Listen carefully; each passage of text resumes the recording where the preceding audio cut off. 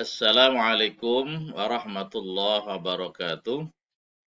Bismillah, alhamdulillah, wa ni'matillah, wa syukrillah, wa la hawla wa la quwwata illa billah. Allahumma salli ala Muhammad wa ala ali Muhammad. Semangat pagi, anak-anak kelas 12 yang insyaallah dirahmati Allah Subhanahu wa taala. Alhamdulillah pada hari ini kita bisa bertemu kembali dengan kalian semua untuk meneruskan belajar kita tentang sumber hukum Islam yang merupakan KD2 dari fikih kelas 12 ya. Dan di mana pada sebelumnya sudah kita sama-sama pelajari tentang Al-Quran, kemudian hadis, sampai pada pengertian ijma, kemudian juga syarat dan rukun ijma. Dan hari ini mari kita teruskan untuk melanjutkan masih tentang ijma ya, yaitu macam-macam ijma. Dan mari sebelum kita lanjutkan, kita baca basmalah. Bismillahirrahmanirrahim. Rabbi zidna ilma warzuqni fahma. Amin ya rabbal alamin. Kemudian ingatkan terus saya untuk kalian semua tetap menjaga prokes 5M dan 1D. Sebagai ikhtiar lahir batin kita untuk terhindar dari wabah musibah yaitu wabah COVID-19. Baik sekalian, kita lanjut tentang macam-macam ijma ya. Dilihat dari cara memperoleh ijma'nya ya. Dilihat dari cara memperolehnya ijma itu dibagi dua macam. Yang pertama adalah ijma' sharih ya. Ijma' sharih yaitu kebulatan yang dinyatakan oleh mujtahidin atau para mujtahid secara jelas dan terang dengan memaparkan dengan lisan perkataan secara terbuka. Nah, itu namanya adalah ijma' sharih. Kemudian yang kedua adalah ijma' sukuti. Apa ijma' sukuti? Kebulatan atau kesepakatan di mana seorang mujtahid mengeluarkan pendapatnya dan dimaklumi diketahui oleh para mujtahid yang lainnya. Tetapi ini para mujtahid ini diam saja ya dan tidak menyatakan setuju atau membantah. Nah, ini namanya ijma' sukuti. Jadi ada seorang mujtahid yang melakukan pendapat, kemudian lainnya mendengarkan, menyimak dan diam saja, tidak membantah dan tidak menolak, tidak membantah dan tidak menyatakan persetujuan. Itu namanya adalah ijma' sukuti karena sukut kan diam ya. Jadi dalam Islam diamnya seseorang itu berarti setuju ya. Misalnya juga contoh lain, misalnya ada seorang laki-laki yang melamar perempuan, kemudian ketika dilamar perempuan itu diam saja ya. Tidak terima, tidak membantah, maka dianggap dia menerima atau setuju untuk dilamar gitu ya. Namanya adalah sukuti diem. Oke, lanjut. Nah, kemudian dilihat dari dalalahnya atau penunjuk dalil dalam istimewa hukum Islam ini, ijma dibagi dua juga ya. Yang pertama adalah ijma qad'i dalalah terhadap hukumnya. Ulang lagi, ijma qad'i dalalah terhadap hukumnya. Yaitu apa? Hukum yang ditunjuk sudah dapat dipastikan kebenarannya atau bersifat qad'i atau pasti ya. Qad'i itu pasti sehingga tidak perlu diperdebatkan lagi. Ini adalah namanya ijma qad'i dalalah terhadap hukumnya. Contohnya apa misalnya? Contohnya kesepakatan para sahabat Nabi ketika membuat mushaf Al-Quran di zaman Khalifah Utsman bin Affan. Nah, itu termasuk ijma qad'i dalalah ya, terhadap hukumnya.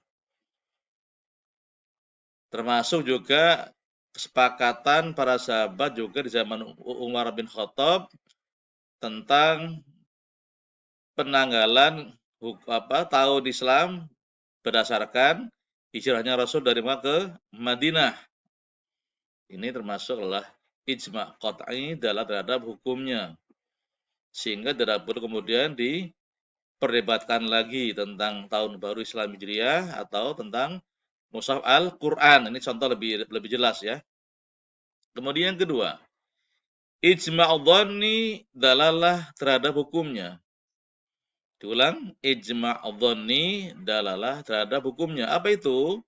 Hukum yang dihasilkan kebenarannya masih bersifat relatif atau masih bersifat dugaan. Karena itu masih terbuka untuk dibahas oleh para mujtahid. Karena bukan hasil ijtihad seluruh mujtahid. Karena bukan hasil ijtihad seluruh mujtahid. Ini namanya adalah ijma' dhanni dalalah terhadap hukumnya. Contohnya apa misalnya? Contohnya apa? Misalnya yang kita lihat pendapat para ulama atau para sahabat Nabi ya. Misalnya pendapatnya Ali bin Abi Thalib yang berpendapat bahwa para pemabuk yang minum minuman khamar atau minuman keras itu dicambuk 80 kali. Ini masih dhonni namanya. Sehingga kemudian ada yang berpendapat 80 kali, ada yang berpendapat 40 kali. Ini namanya adalah ijma yang sifatnya adalah dhonni dalalah. Karena bukan hasil ijtihad seluruh mujtahid. Kita lanjut. Nah, sekarang yang keempat ya qiyas. Ya, jadi sumber hukum Islam yang mutafak, yang keempat atau yang terakhir adalah qiyas. Ya, jadi Al-Qur'an, kemudian hadis, kemudian ijma dan qiyas. Apa itu qiyas? Qiyas secara bahasa artinya mengukur sesuatu dengan sesuatu yang lain. Diulang lagi, qiyas secara bahasa artinya adalah mengukur sesuatu dengan sesuatu yang lain. Secara istilah, ini ada beberapa pendapat dari para fuqaha ya, atau para mujtahid. Muhammad Abdul Ghani Al-Bajiqani ya, berpendapat bahwa qiyas adalah menghubungkan suatu persoalan yang tidak ada ketentuan hukumnya di dalam nas Al-Quran atau hadis dengan sesuatu persoalan yang telah disebutkan oleh nas, Quran atau hadis. Karena di antara keduanya terdapat pertautan atau persamaan ilat hukum. Apa itu ilat? Nanti kita bahas ilatnya nanti detail di berikutnya ya. Oke, ini pendapat Muhammad Abdul Ghani Al-Bajiqani.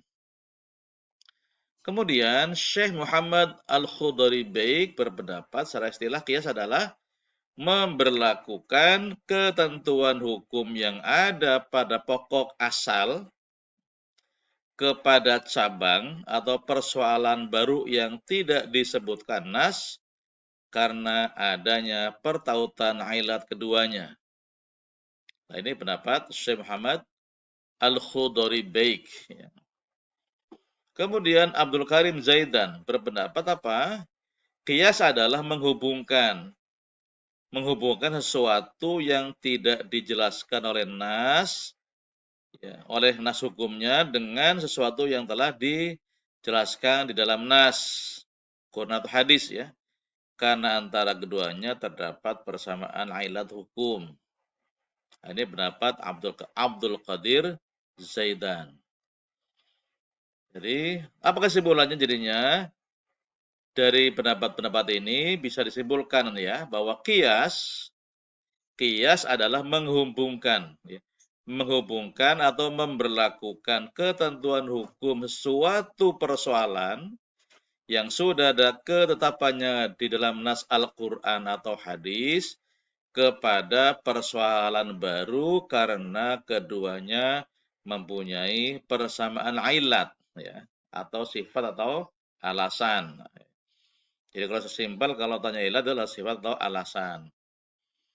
Atau juga bisa dikatakan qiyas adalah pemberlakuan hukum yang sama antara persoalan yang sudah pasti ketetapan hukumnya dapat dilakukan jika terdapat persamaan atau pertautan antara keduanya. Ya, yang paling gampang misalnya kias antara khomer dengan narkoba, ini yang paling contoh paling mudah ya. Zaman dulu, zaman Rasul belum ada yang namanya narkoba. Di surah Al-Maidah yang jelas-jelas dilarang adalah khomer atau minuman keras yang bisa memabukkan.